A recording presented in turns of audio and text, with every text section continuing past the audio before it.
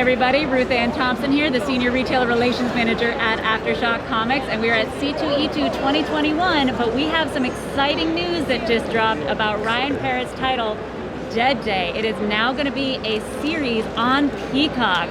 How are you feeling about this incredible news? It's just nice to talk about it. Like, it's so insane. Like, it happens so quickly, and the people run it with Julie Plec and Kevin Williamson running it. Like, that when they told me they were interested, I was like, that's insane. There's no way. And then I got to talk to them. I got on a Zoom call, and I was like, I saw Scream like 3 times in the movie theater when I was 16, and so I was like, this is amazing. And so to work with them and have them to explain and like, it was great because we talked to them and they read the book and they loved all the same things that I wanted the book to be about, but they're just taking them and they're just running with them, and there's so many amazing, cool ways.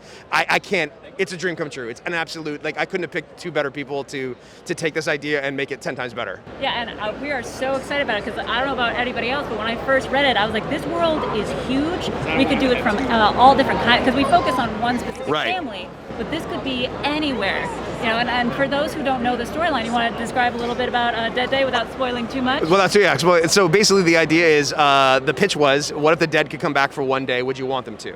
And so it's a world where once a year, some of the dead, not all, but some of the dead come back and sort of just go back and see their families. They get to live from sunup to sundown, or sorry, sundown to sunup. Even though it's called DEADDAY, which I never realized. Okay, got that. It's too late now. Too late now. But that was so it's a little bit of like a supernatural version of like The Purge without all the death. And it was just about sort of this. It's a story about closure in a weird way. It's about for people who, for other people who want to see people who come, like, it works.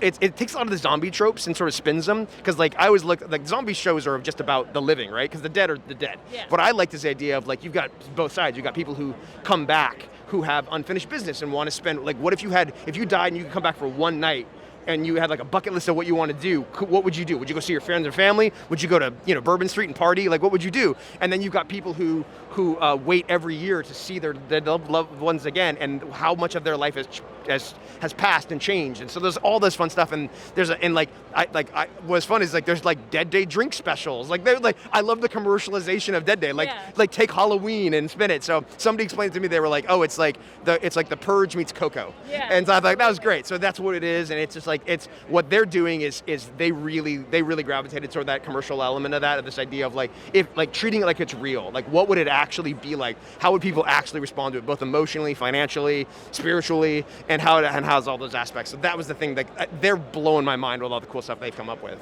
Yeah, and on top of that, there's also like the almost religious cult that has been built around this. Yeah. There's the revivalists, and I'm blanking on the name of the other one, the lifers. And it was like anything in American society, you have people who think that all the dead who come back are mindless zombies that should be wiped out, and then you have the other people who think that this is the new religion and this is the way that the world should be. And so you get a little bit of both. That the book leans into a little bit of that, but like that's it. There's so many layers to it that I just sort of hinted at, that I hadn't fully formed, but they're taking and just running with, and I'm excited. Like, it's my favorite thing that I've done, and it's such a fun, just the idea that it's gonna that people are gonna get to see it on, like, the biggest stage is very crazy. It's so great. So you heard it here, folks. We are going to have this as a series on Peacock. Just keep saying that. Just keep saying that. A little louder.